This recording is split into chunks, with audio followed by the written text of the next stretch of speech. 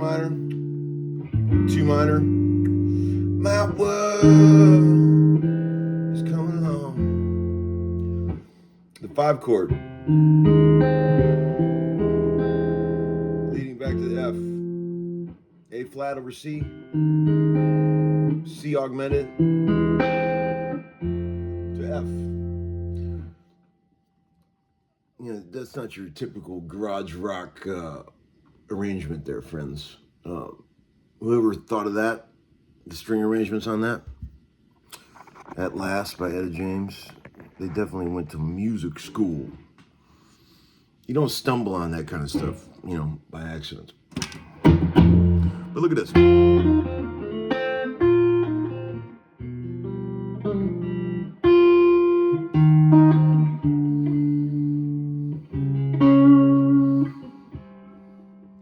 This is straight blues, right? At last. 1, 6 minor. 2 minor to 5. My world is coming on.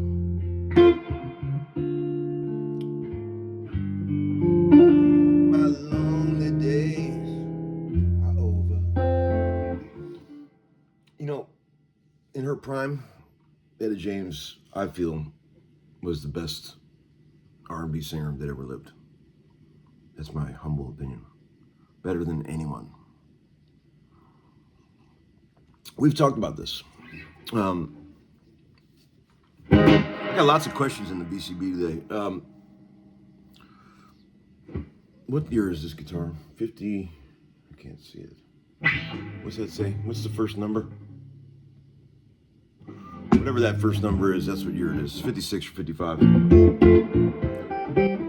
Boy, I've had a pile of these in my life. Les Paul specials from the 50s. And every one of them is a different story. They're all radically different.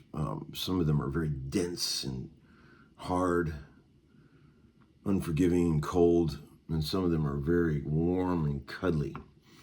This one right here is the best one I've had, for sure. Brett Papa is desperately trying to buy this guitar from me, but I'm not going to sell it to him. Sorry, Brett.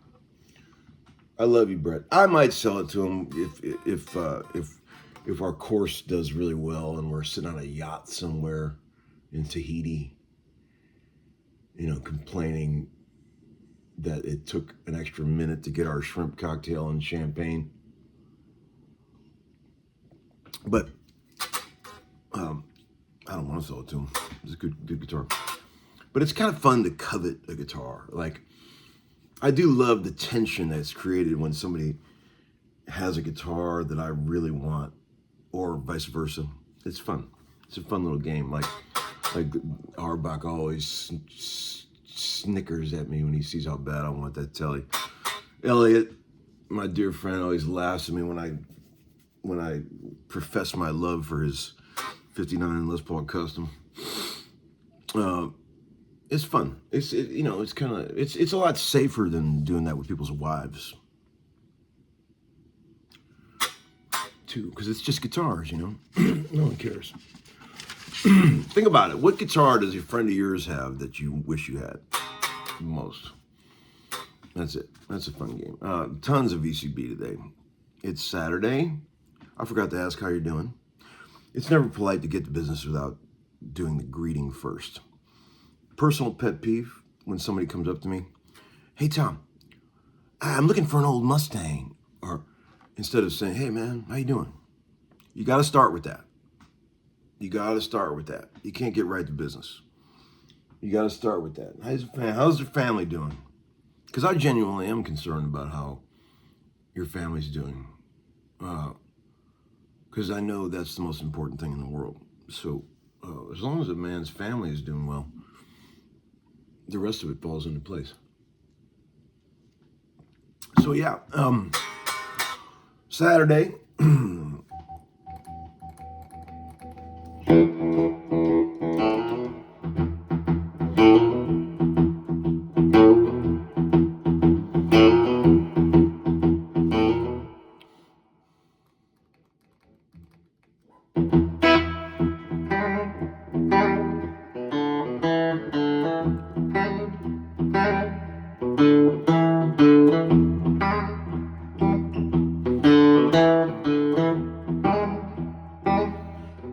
2 times, baby. Love me twice today. Love me 2 times, girl. I'm going away. Love me 2 times, girl. What's for tomorrow? What's just for today? Love me 2 times. I'm going away. God, sorry. That's my favorite Doors song. That one or People Are Strange. Hey, let's get to some VCB before we just lose this one totally. Okay. Hey Tom, speaking strictly sonically, what is the best sounding record you've ever heard? Great question. Easy answer. Back in Black. Of course. It is the most pleasing, sonically pleasing record I've ever listened to in my life. The song, not the album.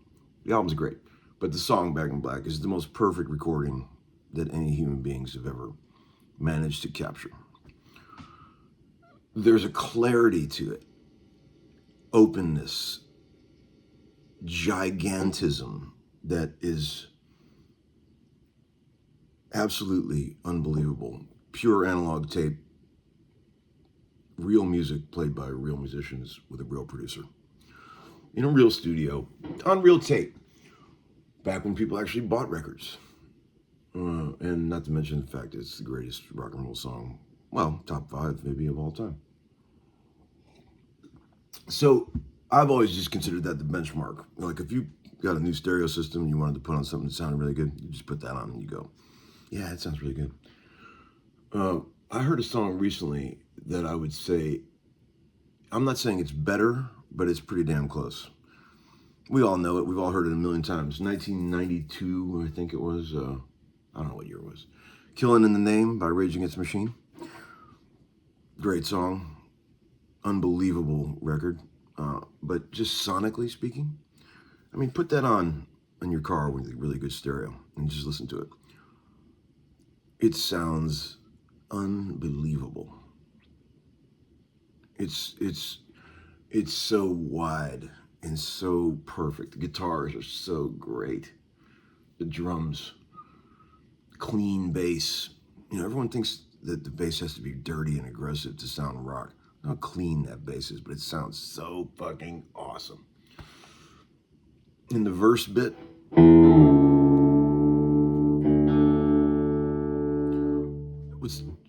after the thing, after they really established it, when they're rocking on the intro, there's some sort of low octave. I've listened to this a lot lately. I've been really wearing this record out. Low octave, it's probably coming from the bass. And then as soon as they chill out for the verse, it goes away. It's a gear shift. It's fantastic. It's just, you know, full on. And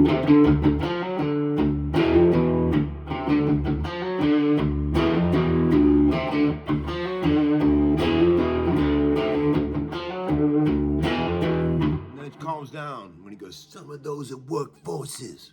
It calms down a bit. That octave bass goes away and it gives you that feeling like you just went back to second gear. It's so good.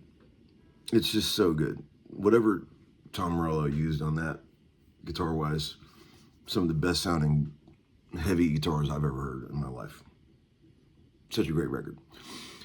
And then I was, just to see, I was driving the car. I got a pretty good stereo system in that Dodge Ram that I've got. It's pretty banging system. I mean, it's no Audi, but shit sounds pretty good in there. And then I put on a new Zach Bryan record after that. And it sounded like somebody put a totally different stereo system in the car.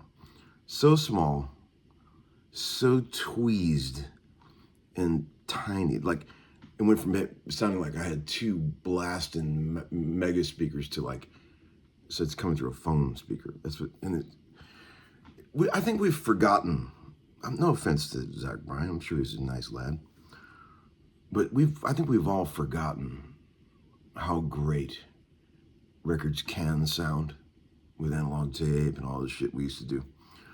And nobody cares anymore because everyone's listening through their iPhones anyway. But man, when you hear a record that really does sound amazing, man, it's something. It's really something. Nice job, Tom Morello. I wish Tom Morello would tell me someday what he used on that. I read that it was a JCM 800, which is funny because I've had a bunch of JCM 800s in my life, but I don't have one currently. And I feel like I should probably get one because there was moments when it would be cool to have that. Like if you're doing the NASCAR theme, like I did the other day, I could have used one. I heard the ones with the vertical inputs are the ones to get. The rare vertical input JCM 800. Don't look at it on reverb, okay? Because I didn't tell you that. Okay, a couple things. Hey Tom, what did you think of Keith Urban's imitation of you in the Rick Beato video? Well, you know, you guys know Keith is one of my dear, dear, dear friends. I absolutely love him to pieces, but he is certainly no Rich Little. I'll leave it at that. Guy said, hey Tom, if you had to play a V or an Explorer the rest of your life, what would you pick? I would play an Explorer. I just think they're cooler. I like them both.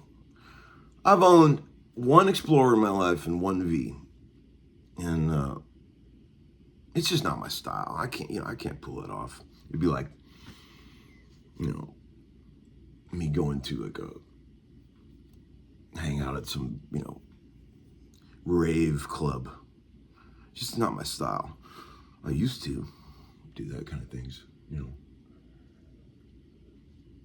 Me and my friend Molly used to hang out. Gal I used to know. Sweet Molly. Okay, so, I'm kidding, guys. Come on now. Family show. Stop it. Kidding. Hey, Tom. Has your YouTube channel changed you as a person? It would be dumb to sit here and go, no, it hasn't. Like, try to be a tough guy. It's definitely changed me as a person. I think the biggest thing, honestly, I thought about this the other day. I used to be so awkward and uncomfortable in front of cameras.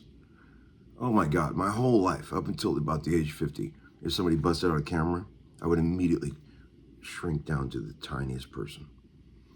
I've just never been comfortable with getting my picture taken, being in any kind of video. And now, at this point, I feel like I'm such a ham. I could get on any camera in front of anybody, God and everybody, and not even think about it. Like, I guess that's just from doing it, like, right? Good or bad, mostly bad, I would say. I'm a ham now. I never thought that was in stock, but it turned out to be something that was hidden inside me that I didn't even know was there. The ham. And now look at me. The other night, it reminded me, like the other night when I went to do that video with that 18-year-old kid who's the race car driver. They wanted us to do a little segment where we talk to each other. They put the little lapel mics on us. And the poor kid was so nervous. He was just like, and it reminded me so much of like how I used to be, like so unnatural, And I just said, honey, just be normal. We're good. And I started leading the conversation, and he warmed up a little bit. But man, it's at first when you start doing that, it's a bit much. Some people have great fear of public speaking. I could do that now. I never used to be able to do that, but I could do it now after my last 4-year blast of putting me on blast, as we say. I would say that's the way it's changed me the most. That would definitely be. I don't know if that's a good thing or a bad thing, but it's definitely changed. Hey, Tom, what's your favorite guilty pleasure record to listen to? Yeah, man, I got a lot of them, but you know what record I love? Man, I could sit and listen to this shit all day long. Whip Smart by Liz Phair. It's an old record, early 90s. Might be considered a guilty pleasure by some, but man, I could fucking listen to that shit all day long. Super messy, sloppy, goofball, garage rock. Man, but her songs are so cool, and she is so cool. There's a couple of moments on that record that I think are transcendent. It's a fantastic record. I don't know how it would be if you just heard it now for the first time, but when you grew up with it, like I did, it was great. I listened to that record nonstop. And Exile and Guyville too, both of those. I love both those records. You know, I had a little party over here the other day, and I have one of those 5 disc or 6 disc changers, where you just put a bunch of compact discs in there. Yes, friends, young people, there was this thing called the compact disc that happened many decades ago. A small cylindrical device that you put inside of a player that plays music digitally. And I had a bunch of records in there, Otis Redding, Tony Rice, and then I put Liz Phair in there. And every time it shuffled to the Liz Phair, I was like, yes, yes. Love those songs. I'd like to meet her someday. I'll bet she's super sweet. You guys remember when I covered one of her songs on the show a long time ago? There's a trivia question for you. Which one was it? Okay, hey, Tom, I think it's really cool that all you Nashville guitar guys are kind of banding together. Yeah, I think it's cool, too. We were talking about that in the text thread the other day, me and the boys. I love the sense of community. I've always been a lone wolf, and I think it's really cool that we have a sense of community and everyone's looking out for each other. Boy, it's a lot better that way than trying to go head-to-head against some of those guys. You kidding? Imagine being in competition with someone like Guthrie or Jed. I mean, why would you ever even think of that? Like, I'd rather just be friends with all of them and just bask in the glory of their greatness. You know, we all have a little something to add to the party, and I think it's fun. And I also like shows that are varying. Like, I like to go to a concert and see a bunch of different shit happen. I get bored with just one guy up there, even if he's really great, you know? I think it's cool when like you got a wide-ranging variety show, because concerts can tend to get a bit boring, friends. Let's be honest. You know, even if the person's great, it can be a bit boring. I'm good for about 30 minutes at a concert, and then I've had it. I've had it. Keep in mind, I'm very, like ancient at this point, but I've always been that way.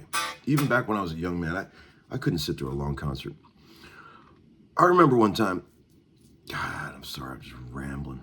I remember one time, Bruce Boughton, my old friend, steel player, years and years ago, asked me if I wanted to go to a Bruce Springsteen concert at the Bridgestone Arena. I can't remember what year this would have been, long time ago. And I was like, hell no, Bruce. I would rather be skinned alive than go sit through a 4-hour concert at the Bridgestone. I don't care if Christ himself was playing. And he was like, come on, man, you've ever seen Bruce live? And I was like, no, I know I love Bruce and everything, but no. For some reason, I decided to go, and we had terrible seats, way up at the top of the thing, and I was like, this is gonna be horrible. And when he came out and started playing, I immediately was like, oh, wow, I get it. One of the greatest entertainers in the history of all time. He was fucking so great, and the band was so great, and the video and the way they presented the concert was so great. 4 hours later, I was like, don't stop. It was a mind-altering experience, because you have to witness that firsthand to see something, and you go, oh, I was so wrong about this. Bruce Springsteen, love him or hate him, one of the greatest performers that have ever set foot on stage. Come on. I mean, can you imagine seeing him in a small club in like 1976? How powerful that would have been. What a bad motherfucker. Bad, bad, bad motherfucker. I mean, man, nothing but respect for that guy. Nothing but respect. I'm a big fan. Big fan of Brucey. Okay, a couple things. One more, and then I'm gonna get out of here. Okay, how do you get a good guitar sound live? Yeah, that's easy. It's a lot easier to do that than to get a good sound in the studio. All you got to do is get an old blackface Fender amp. It could be Princeton, Deluxe, Pro, Twin. It could be Super, maybe. I love Supers, but maybe not for this application that I'm showing you. Get that. Crack it on to about 3. And then you get a Tweed Deluxe or a Tweed Deluxe. You put that right next to it. Get an old Tweed Deluxe. Crack that on to about 2, 3. And you'll notice an unbelievable phenomenon happens. If you turn one of them off, you go, whoa, that sounds like shit. Where's the tone? And then you turn the other one up, and all of a sudden your ear just goes, whoop. Everything just blends together into this perfect marriage. You know, you could do that in the studio too, but for some reason I don't. I don't know why. I should do that more often in the studio, but on a live gig, it's always going to be a blackface and a Tweed together for me. When I played the Ann Wilson gig back a couple years ago, man, I had a fucking cooking on stage sound. Ebo and I used to just laugh at how good it sounded. I mean, very simple setup, but man, it was banging, and it covered the stage beautifully. I had a '59 Tweed Bassman and an old Pro Reverb sitting over there, Blackface Pro, and man, the two of those together, holy shit, it sounded good. See, that Tweed Blackface thing combination works in all sizes. You could do small ones, big ones, you know, it all works. But there's something about those two sounds, they do something to make up for each other's weaknesses.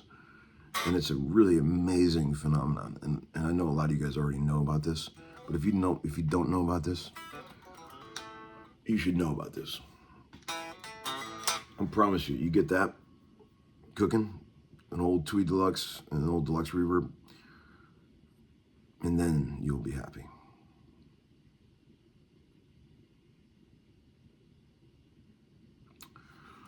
Okay, friends, it's been a nice chatting with you. I'm off to have my little Saturday, okay? See you out there. Bye-bye.